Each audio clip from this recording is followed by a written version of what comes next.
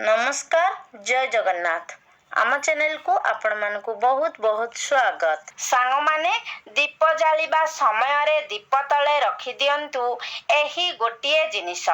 जदि आपणकर शत्रु संख्या बढ़ी जाइछंती, शत्रु प्रत्येक क्षेत्र रे आपणकु हैरान करूछंती, आपणकर जीवन दुर्विसह होई पड़िछि, तो निश्चित भाबरे आपणकर शत्रु आपणकर विरुद्ध रे जाहा भी करूछि ताहा ता सहित हेबाकु लागिब। शत्रु आपणकर कौनसी भी क्षति करि परिबो नाही। तेबे आपणकु आपणक घरे सेथिपाई गोटिए छोटिया उपाय पालन करिबाकु पड़िबो। दीप तले आपणकु गोटिए छोटिया जिनिस रखिबार अछि। एही जिनिसटी दीप तले रखिदेबा क्षणी आपणकर शत्रुर ओलोटा गणिबा आरंभ होइजिब। से आपणक सहित शत्रुता करिबा भूली जिब। दीप तले आपण जदि एही जिनिसटी रखि देउछंती तो आपण निजे ही देखिबे आपणकर शत्रु पस्ताइबाकु लागिब। आपणक विरुद्ध रे शत्रुता करिबा किंबा कौनसी षडयंत्र करिबा से भूली जिब। आपण जेमिति ही उपायटिकु करिनेबे तो आपणकर जेउ माने गुप्त शत्रु रहिछंती अर्थात सेमाने आपणकर शत्रु बोली आपण जानती भी नाही, सेमानंकर शक्ति मध्य धीरे धीरे नष्ट होइजिब। सेमाने आपणक विरुद्ध रे कौनसी षडयंत्र करि परिबे नाही। कारण आजिर एही वीडियो रे मु आपण मानंकु जेउ उपाय विषय रे कहिबाकु जाउछि ताहा शत्रु मुक्तिर सबुठारु बड़ उपाय अटे। एही उपायटी केबे भी असफल हेबो नाही।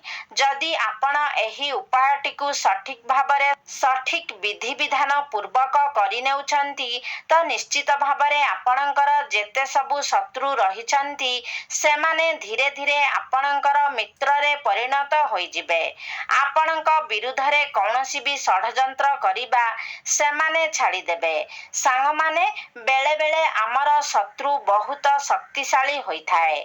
सेमानक विरुद्ध रे लढिबार शक्ति आम पाखरे नथाए, तेणु आमे किछि भी करि पारि नथाउ।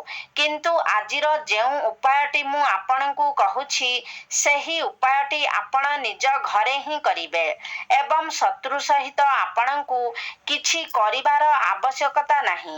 एवं एही उपायटी करिबा परे आपण देखिबाकु पाई परिबे आपणकर शत्रु सेमिति ही परास्त होइजिब। सेथिपाई आपणकु किछि भी करिबाकु पड़िबो नाही। निजर घरे बसी ही निजर शत्रु को हराई पारिबे। तेबे सांग माने एबे आसंतु जानिनेबा केउ भली भाबरे आपणकु एही उपायटी करिबार अछि। दीप तले आपणकु केउ जिनिस रखिबार अछि। तेबे ता पूर्वरु आपण माने वीडियो को गोटे लाइक करी चैनल टी को सब्सक्राइब करि दियंतु एवं कमेंट बॉक्स रे श्रद्धा और भक्तिर सहित जय बजरंगबाली निश्चय लिखंतु।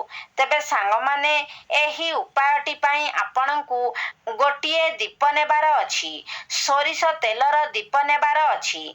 एहा सहित गोटिए धला रंगर साधा कागज मध्य आपणकु नेबार अछि। तेबे सांग माने सेही जेउ कागजटी आपण नेबे जदि आपणकु निज शत्रुर नाम जणा अछि तो सेही कागज रे आपण निज शत्रुर नाम को लेखिबे। जदि शत्रुर नाम जणा नाही तो आपण सेही कागज रे केवल शत्रु किंबा गुप्त शत्रु लेखिबे। तेबे सांग माने आम जीवन रे केते शत्रु अछंती से विषय रे तो आमको ज्ञान नथाए। एमिति व्यक्ति थांती जेउ माने आमर मित्र भली आचरण करिथांती, किंतु वास्तव रे आमर पछरे सेमाने शत्रु ही होइथांती। आमर सफलता को देखि आमर उन्नति को देखि सेमाने आम पछरे आम विरुद्ध रे षडयंत्र करिथांती। आमको असफल बनाइबा पाई, आमको तळकु टाणिबा पाई। तेणु आमे निजे भी जाने नाही जे आम जीवन रे आमर केते शत्रु अछंती। तेणु शत्रुर नाम लेखिबा बदल रे आपण जदि खाली शत्रु किंबा गुप्त शत्रु लेखंती ताहा अधिक भल रहिब। तेबे मने रखंतु कला रंगर कलम रे आपण एहाकु लेखिबे। तेबे सांग माने आपणकु एही उपायटी आपणक घरर एही स्थान रे करिबा କରିବାର ଅଛି ଯେମିତି ଏହି ଉପାୟଟି କରିବା ସମୟରେ ଆପଣଙ୍କୁ କେହି ନ ଦେଖନ୍ତି କିମ୍ବା ଏହି ଉପାୟ ବିଷୟରେ ଆପଣଙ୍କୁ କେହି କିଛି ନ ପଚାରନ୍ତି।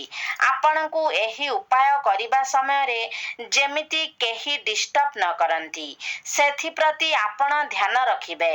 କାରଣ ଏହି ଉପାୟଟିକୁ ଆପଣଙ୍କୁ ସମ୍ପୂର୍ଣ୍ଣ ଭାବରେ ଗୁପ୍ତ ଭାବରେ କରିବାର ଅଛି। ଏହି ଉପାୟଟି କରିବା ସମୟରେ ଦକ୍ଷିଣମୁଖୀ ହୋଇ ବସିବେ, ଅର୍ଥାତ୍ ଦକ୍ଷିଣ ଦିଗକୁ ମୁଖ କରି ବସିବେ।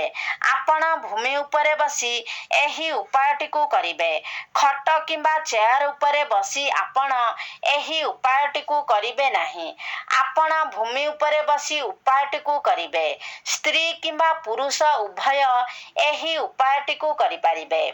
ଏହି ଉପାୟଟିକୁ ଆପଣ ଯେକୌଣସି ଦିନରେ ବି କରିପାରିବେ, କିନ୍ତୁ ଏଥିପାଇଁ ଆପଣ ଯଦି ଚାହିଁବେ ତ ଶନିବାର ଏବଂ ମଙ୍ଗଳବାର ଏହି ଦୁଇଟି ସର୍ବଶ୍ରେଷ୍ଠ ରହିବ।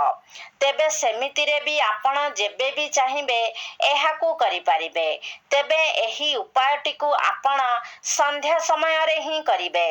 ସନ୍ଧ୍ୟା ସମୟରେ ଏହି ଉପାୟଟି ଆପଣଙ୍କୁ ଅଧିକ ଫଳ ପ୍ରଦାନ କରିପାରିବ। ଆପଣ ଚାହିଁଲେ ଏହାକୁ ରାତି ସମୟରେ ମଧ୍ୟ କରିପାରିବେ, କିନ୍ତୁ ଦିନରେ ଆପଣ ଏହାକୁ କରିପାରିବେ ନାହିଁ। ଦିନରେ ଏହି ଉପାୟଟିକୁ କରିବା ଦ୍ୱାରା ଆପଣଙ୍କୁ କୌଣସି ଫଳ ପ୍ରାପ୍ତି ହେବ ନାହିଁ। ଏହା ବ୍ୟତୀତ ଦିନରେ ମଧ୍ୟ ସମ୍ଭାବନା ରହିଛି ଯେ ଆପଣଙ୍କୁ କେହି ଡିଷ୍ଟର୍ବ କରିପାରନ୍ତି। ତେବେ ସନ୍ଧ୍ୟା ପରେ କୌଣସି ବି ସମୟରେ ଆପଣ ଏହି ଉପାୟଟିକୁ କରିପାରିବେ। ତେବେ ମନେ ରଖନ୍ତୁ, ସେଥିପାଇଁ ଆପଣ ଗୋଟିଏ ସୋରିଷ ତେଲର ଦୀପ, ଗୋଟିଏ ଧଳା ସାଧା କାଗଜ, ଗୋଟିଏ କଳା ରଙ୍ଗର କଲମ ଆପଣ ନିଜ ସାଥିରେ ନେଇକି ଯିବେ ଏବଂ ଯେଉଁଠାରେ ଆପଣ ଉପାୟ କରିବେ ସେଠାରେ ତଳେ ବସି ଆପଣ ଦକ୍ଷିଣ ଦିଗକୁ ମୁଖ କରି ବସିବେ। ତାପରେ ସେହି ଦୀପଟିକୁ ଆପଣ ଜଳାଇବେ। ଯଦି ଆପଣଙ୍କ ପାଖରେ ପିଢ଼ା ଅଛି, ଟେବୁଲ ଅଛି, ତ ତା ଉପରେ ଆପଣ ସେହି ଦୀପଟିକୁ ରଖିପାରିବେ। ଚାହିଁଲେ ଆପଣ ଭୂମି ଉପରେ ମଧ୍ୟ ଦୀପଟିକୁ ରଖିପାରିବେ। ଦୀପ ଜଳାଇ ସାରିବା ପରେ ଆପଣ ସେହି କାଗଜ ଉପରେ ଶତ୍ରୁ କିମ୍ବା ଗୁପ୍ତ ଶତ୍ରୁ କିମ୍ବା ଆପଣଙ୍କ ଶତ୍ରୁଙ୍କର କିମ୍ବା ଆପଣଙ୍କର ଶତ୍ରୁଙ୍କ ନାମକୁ ଲେଖିବେ। ତେବେ ଅଧିକରୁ ଅଧିକ ସେଥିରେ 3ଟି ନାମ ଲେଖିପାରିବେ। 3ଟିରୁ ଅଧିକ ନାମ ଆପଣ ଲେଖିପାରିବେ ନାହିଁ। ତେଣୁ ଭଲ ହେବ ଆପଣ ତା ଉପରେ ଶତ୍ରୁ କିମ୍ବା ଗୁପ୍ତ ଶତ୍ରୁ ଲେଖି ଦିଅନ୍ତୁ। ତାପରେ ଆପଣ ସେହି କାଗଜଟିକୁ ଫୋଲ୍ଡ କରି ଛୋଟିଆ ବନାଇ ଦିଅନ୍ତୁ ଏବଂ ସେହି ଜଳୁଥିବା ଦୀପ ତଳେ ସେ କାଗଜକୁ ଆପଣ 1 ମିନିଟ୍ ପର୍ଯ୍ୟନ୍ତ ରଖି ଦିଅନ୍ତୁ। ତାପରେ 5 ଥର ଆପଣଙ୍କୁ ଶତ୍ରୁ ଶତ୍ରୁ ଶତ୍ରୁ ଶତ୍ରୁ ଶତ୍ରୁ ଏହିଭଳି ଭାବରେ କହିବାର ଅଛି। ତାପରେ ଆପଣଙ୍କୁ ଶନିଦେବଙ୍କର ଧ୍ୟାନ କରିବାର ଅଛି। ଶନିଦେବ ହେଉଛନ୍ତି ନ୍ୟାୟର ଦେବତା, କର୍ମଫଳ ଦାତା। କେବେ ବି କାହା ସହିତ ଅନ୍ୟାୟ ହେବାକୁ ଶନିଦେବ ଦେଇନଥାନ୍ତି। ଯଦି କୌଣସି ଭଲ ବ୍ୟକ୍ତି ଭଲ କର୍ମ କରିଥାଏ ତ ସେହି ବ୍ୟକ୍ତିଙ୍କୁ ଶନିଦେବ ଭଲ ଫଳ ପ୍ରଦାନ କରିଥାନ୍ତି ଏବଂ ଯେଉଁ ବ୍ୟକ୍ତି ଖରାପ କାର୍ଯ୍ୟ କରିଥାଏ, ଅନ୍ୟାୟ କାର୍ଯ୍ୟ କରିଥାଏ ତ ତାକୁ ଶନିଦେବ ଦଣ୍ଡ ପ୍ରଦାନ କରିଥାନ୍ତି। ତ ତାପରେ ଆପଣ ଶନିଦେବଙ୍କୁ ପ୍ରାର୍ଥନା କରିବେ ଯେ ହେ ଶନିଦେବ, ମୋର ଗୁପ୍ତ ଶତ୍ରୁ ହୁଅନ୍ତୁ କିମ୍ବା ମୋର ସାମ୍ନାରେ ଯେଉଁ ଶତ୍ରୁ ଅଛନ୍ତି ସେମାନଙ୍କୁ ଆପଣ ପରାସ୍ତ କରନ୍ତୁ। ଏମିତି ପ୍ରାର୍ଥନା କରିସାରିବା ପରେ ସେହି କାଗଜଟିକୁ ଆପଣଙ୍କୁ ଦୀପ ତଳୁ ନେଇ ଆସିବାର ଅଛି ଏବଂ ସେହି ଜଳୁଥିବା ଦୀପରେ ହିଁ ସେହି କାଗଜକୁ ଆପଣଙ୍କୁ ଜଳାଇ ଦେବାର ଅଛି ଏବଂ କାଗଜର ଯେଉଁ ପାଉଁଶ ବାହାରିବ ସେହି ଦୀପ ସହିତ ସେହି ପାଉଁଶକୁ ଆପଣ ନେଇ କୌଣସି ଗଛ ମୂଳରେ ପୋତି ଦିଅନ୍ତୁ। ଯେତେବେଳେ ଆପଣ ପୋତିକି ଆସିବେ ତ ପଛକୁ ବୁଲିକି ଚାହିଁବେ ନାହିଁ। ଆପଣ ସିଧା ସିଧା ନିଜ ଘରକୁ ଚାଲି ଆସିବେ। ତେବେ ଏହି ଉପାୟଟିକୁ ଆପଣଙ୍କୁ ଲଗାତାର 2 ଥର କରିବାର ଅଛି। ଆପଣ ଯେଉଁଦିନ ଏହି ଉପାୟଟି କରିବେ ତା ପରଦିନ ମଧ୍ୟ ସେମିତି ଭାବରେ ଆପଣଙ୍କୁ ଏହି ଉପାୟଟିକୁ କରିବାର ଅଛି। ତେବେ ସାଙ୍ଗମାନେ, ଯଦି ଆପଣ ଶନିବାର ଦିନ ଏହି ଉପାୟଟିକୁ କରୁଛନ୍ତି ତ 2ଟି ଶନିବାର ଆପଣ କରନ୍ତୁ।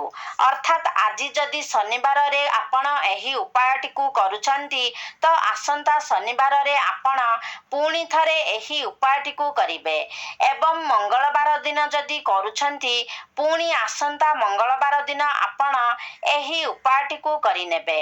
ଖୁବ୍ ଶୀଘ୍ର ହିଁ ଆପଣଙ୍କୁ ଏହାର ଲାଭ ପ୍ରାପ୍ତି ହେବ।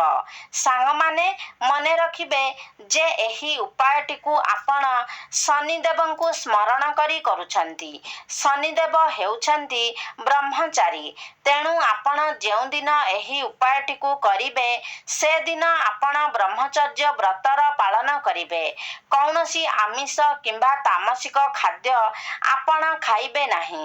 ନିଶାଦ୍ରବ୍ୟର ସେବନ କରିବେ ନାହିଁ। ଏହି ଦିନ ଆପଣ ଯେମିତି କାହାକୁ କଷ୍ଟ ନ ଦିଅନ୍ତି ସେଥିପ୍ରତି ମଧ୍ୟ ଧ୍ୟାନ ରଖିବେ। ଶନିଦେବଙ୍କୁ ଯେଉଁ ସବୁ ଜିନିଷ ଖରାପ ଲାଗେ, ଯେଉଁ ସବୁ ଜିନିଷକୁ ସେ ଘୃଣା କରନ୍ତି ସେସବୁ ଜିନିଷଠାରୁ ଆପଣ ଦୂରେଇ ରହିବାକୁ ଚେଷ୍ଟା କରିବେ। ତେବେ ମନେ ରଖିବେ, ଯଦି ଆପଣ କାହାର ଖରାପ ଚିନ୍ତା କରୁଥିବେ, ବିନା କାରଣରେ କାହା ସାଥିରେ ଶତ୍ରୁତା କରୁଥିବେ ତ ଏହି ଉପାୟ ଆପଣଙ୍କ ଉପରେ ମଧ୍ୟ ଭାରି ପଡ଼ିପାରେ। ତେଣୁ ଆପଣ ନିଜର ମନକୁ ପ୍ରଥମେ ବିସ୍ତାର କରିବା ପାଇଁ ଚେଷ୍ଟା କରନ୍ତୁ। ଆପଣ ପ୍ରଥମେ ନିଜକୁ ସଫା ରଖିବା ପାଇଁ ଚେଷ୍ଟା କରନ୍ତୁ। ସମସ୍ତଙ୍କର ମଙ୍ଗଳ ଚିନ୍ତା କରନ୍ତୁ। ଅନ୍ୟ କାହାର ଅନିଷ୍ଟ ଚିନ୍ତା କରନ୍ତୁ ନାହିଁ। ଆପଣ ନିଜେ ଭଲ ରାସ୍ତାରେ ଚାଲିବା ପରେ ମଧ୍ୟ ଯଦି ଆପଣଙ୍କର ଶତ୍ରୁ ସୃଷ୍ଟି ହେଉଛନ୍ତି ତେବେ ଆପଣ ଏହି ଉପାୟଟିକୁ ପାଳନ କରିପାରିବେ। କିନ୍ତୁ ଆପଣ ଯଦି ଅନ୍ୟର ଶତ୍ରୁ ହୋଇଥିବେ, ଆପଣ ଯଦି ବିନା କାରଣରେ ଅନ୍ୟ ସହିତ ଶତ୍ରୁତା କରୁଥିବେ, ଅନ୍ୟର କିଛି କ୍ଷତି କରୁଥିବେ ତ ଏହି ଉପାୟଟି କରିବା ଦ୍ୱାରା ଆପଣଙ୍କ ଉପରେ ମଧ୍ୟ ଏହା ଭାରି ପଡ଼ିବ। ତେଣୁ ଆପଣ ନିଜକୁ ପ୍ରଥମେ ସଜାଡ଼ି ନିଅନ୍ତୁ। ତାପରେ ଯଦି କେହି ଆପଣଙ୍କ ସହିତ ଶତ୍ରୁତା କରୁଛି ତେବେ ଯାଇ ଆପଣ ଏହି ଉପାୟଟି ପାଳନ କରନ୍ତୁ। ସାଙ୍ଗମାନେ ଆମେ ଯଦି ଠିକ୍ ବାଟରେ ଚାଲିବା ତ ନିଶ୍ଚିତ ଭାବରେ ପ୍ରତ୍ୟେକ କ୍ଷେତ୍ରରେ ଈଶ୍ୱର ଆମକୁ ସାହାଯ୍ୟ କରିବେ। ଆପଣମାନେ ସମସ୍ତେ ଜାଣନ୍ତି ଯେଉଁ ବ୍ୟକ୍ତିମାନେ ଠିକ୍ ରାସ୍ତାରେ ଚାଲିଥାନ୍ତି, ସତ୍ ପଥରେ ଚାଲିଥାନ୍ତି ସେମାନଙ୍କୁ ଜୀବନରେ ଅଧିକ ସଂଘର୍ଷ କରିବାକୁ ପଡ଼ିଥାଏ। କିନ୍ତୁ ପ୍ରତ୍ୟେକ ସଂଘର୍ଷରେ ଭଗବାନ ଆମ ସାଥିରେ ଥାନ୍ତି। ଆପଣ ନିଜେ ହିଁ ଜାଣିଛନ୍ତି ଯେ ମହାଭାରତରେ ପାଣ୍ଡବ ଏବଂ କୌରବମାନଙ୍କ ମଧ୍ୟରେ ପାଣ୍ଡବମାନେ ସତ୍ ପଥରେ ଚାଲୁଥିଲେ। ସେଥିପାଇଁ ପ୍ରତ୍ୟେକ କ୍ଷେତ୍ରରେ ପ୍ରଭୁ ଶ୍ରୀକୃଷ୍ଣ ସେମାନଙ୍କ ସାଥିରେ ଥିଲେ। କିନ୍ତୁ ଜୀବନରେ ଅନେକ ସମୟରେ ସେମାନଙ୍କୁ ସଂଘର୍ଷ କରିବାକୁ ପଡ଼ିଥିଲା। କିନ୍ତୁ ପ୍ରତ୍ୟେକ ସଂଘର୍ଷରେ ପ୍ରଭୁ ଶ୍ରୀକୃଷ୍ଣ ସେମାନଙ୍କ ପାଖରେ ଥିଲେ ଏବଂ ପରିଶେଷରେ ବିଜୟ ସେମାନଙ୍କର ହିଁ ହୋଇଥିଲା। ତେଣୁ ଆମେ ଯଦି ଭଲ ବାଟରେ ଚାଲୁଛେ, ସତ୍ ପଥରେ ଚାଲୁଛେ ତ ନିଶ୍ଚିତ ଭାବରେ ଆମକୁ ଆମ ଜୀବନରେ ଅଧିକ ସଂଘର୍ଷ କରିବାକୁ ପଡ଼ିବ। କିନ୍ତୁ ସେ ସବୁକୁ ବି ଆମକୁ ପଜିଟିଭ୍ ଭାବରେ ନେବାକୁ ପଡ଼ିବ। କାରଣ ସେ ସବୁରେ ମଧ୍ୟ ଈଶ୍ୱର ଆମର ସାଥିରେ ଥାନ୍ତି ଏବଂ କୌଣସି ବି କ୍ଷେତ୍ରରେ ସେମାନେ ଆମର କ୍ଷତି ହେବାକୁ ଦେଇନଥାନ୍ତି। ତେବେ ସାଙ୍ଗମାନେ ଆଶା କରୁଛି ଆଜିର ଭିଡ଼ିଓଟି ଆପଣମାନଙ୍କୁ ନିଶ୍ଚିତ ଭାବରେ ଭଲ ଲାଗିଥିବ। ଯଦି ଭଲ ଲାଗିଛି ତାହେଲେ ଲାଇକ୍ କରନ୍ତୁ, ସେୟାର କରନ୍ତୁ। ଆମ ଚ୍ୟାନେଲକୁ ଯଦି ସବସ୍କ୍ରାଇବ୍ କରିନାହାନ୍ତି ତାହେଲେ ସବସ୍କ୍ରାଇବ୍ କରିଦିଅନ୍ତୁ। ଏବଂ କମେଣ୍ଟ ବକ୍ସରେ ଭକ୍ତି ଓ ଶ୍ରଦ୍ଧାର ସହିତ ଜୟ ଶନିଦେବ ନିଶ୍ଚୟ ଲେଖନ୍ତୁ।